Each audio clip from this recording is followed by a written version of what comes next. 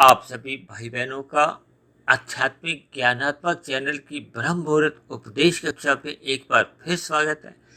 आज की चर्चा का विषय है जीवन की सार्थकता।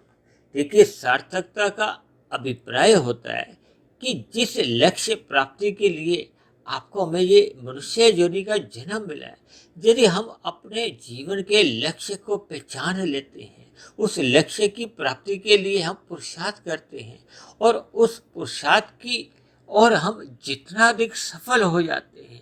उदाहरण के लिए, हमने यहाँ से कन्याकुमारी जाना हो, कन्याकुमारी की यात्रा 5,000 किलोमीटर की है। यदि हम अपने मिले हुए जीवन में 500 किलोमीटर, 700 किलोमीटर, 1000 किलोमीटर, 2000 किलोमीटर की यात्रा कर भी लेते हैं, तब भी ये आपके हमारी ये एक सफलता है, सार्थकता है।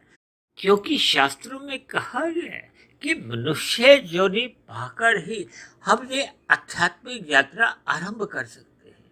शेष जितनी भी योनियां हैं, उनमें केवल आपका हमारा केवल भौतिक यात्रा ही होती है। भौतिक यात्रा का अभिप्राय है प्रकृति के रजोगुण और तमोगुण, जो कि विशेष रूप से हमें प्रकृति के विषय भोगों में लगाते हैं।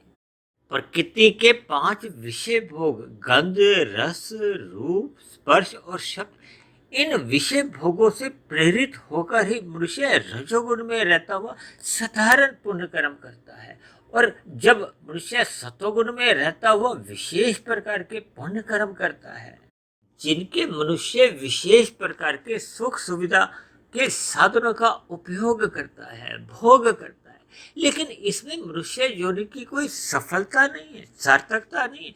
क्योंकि मनुष्य योनि पाकर हमें साधना आरंभ करनी होती है, और साधना आरंभ होती है सूक्ष्म शरीर में मन बुद्धि के स्तर पर। जब मनुष्य मिले हुए जीवन में सत्वगुण का अधिक संग करता है, ब्रह्म मुहूर्त में उठने का अपना स्वभाव बना लेता है, जिसके फलस्वरूप मनुष्य का विषय भोगों के प्रति ज्ञान पूर्वक वैराग्य होने लगता है। उसका रजोगुण एक सीमित दायरे में सिकुड़ जाता है, जिसके फलस्वरूप मनुष्य का तमोगुण में गिरने का प्रश्न ही नहीं उठता।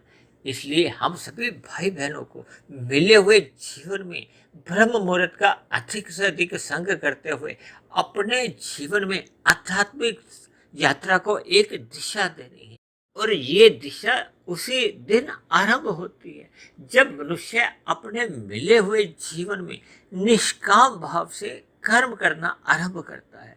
निष्काम भाव से कर्म करने का अभिप्राय है कि प्रकृति के विषय भोगों से उसका ज्ञान पूर्वक वैराग्य आरंभ हो जाता है।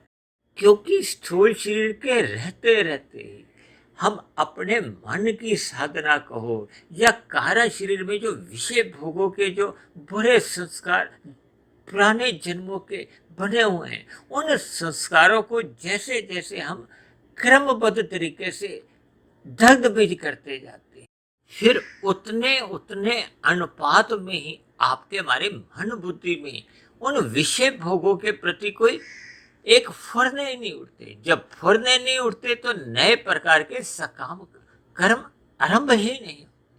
ऐसी स्थिति निरंतर बने रहने से ही मनुष्य का सत्संग में एक मन टिकने लगता है, मन लगने लगता है, और विषय भोगों के प्रति उसकी एक ज्ञान पूर्वक वैराग्य उत्पन्न होता है। यही वैराग्य उत्पन्न होना ही मनुष्य के जीवन की एक सार्थकता है, एक सफलता है। ये सफलता ही मनुष्य को बार बार मनुष्य योनि का ही जन्म दिलवाती, क्योंकि मनुष्य योनि का जन्म उसी स्थिति में मिलता है जब आपके हमारे संचित कर्मों में पाप और पुण्य कर्मों की कम से कम तुल्यता बनी रहती है। अन्यथा ये विषय भोगों के फुरने ही बार बार मनुष्य को रजोगुण में गिराते हैं, या इन विषय भोगों से प्रेरित होता हुआ मनुष्य कितना अधिक तमोगुण में गिरता हुआ पाप कर्म करता रहता है, जिसके फलस्वरूप उसका संचित कर्मों का कर्माशय बिगड़ जाता है। फिर बिगड़ा हुआ कर्माशय ही नीचे की योनियों में जन्म लेने को बाध्य कर देता है। इसलिए हम सभी भाई बहनों को आरंभ से ही इन विषय भोगों की गलियों में गिरने से बचना होगा, ताकि मिले हुए जीवन में साधना आरंभ हो, ताकि हम सभी भाई बहनों का मिला हुआ जीवन सफल हो, सार्थक हो। इन्हीं शुभकामनाओं के साथ आज की चर्चा विशेष को यही विश्राम देते हैं। शाम को फिर मिलते हैं संध्या बेला ज्ञान कक्षा में। तब तक अपने आध्यात्मिक मित्र सुधीर भाटिया फकीर को इजाजत दें। आप सभी भाई बहनों की सात्विक दिनचर्या बनी रहे, इसके लिए आप सभी भाई बहनों को मेरी ओर से शुभकामनाएं।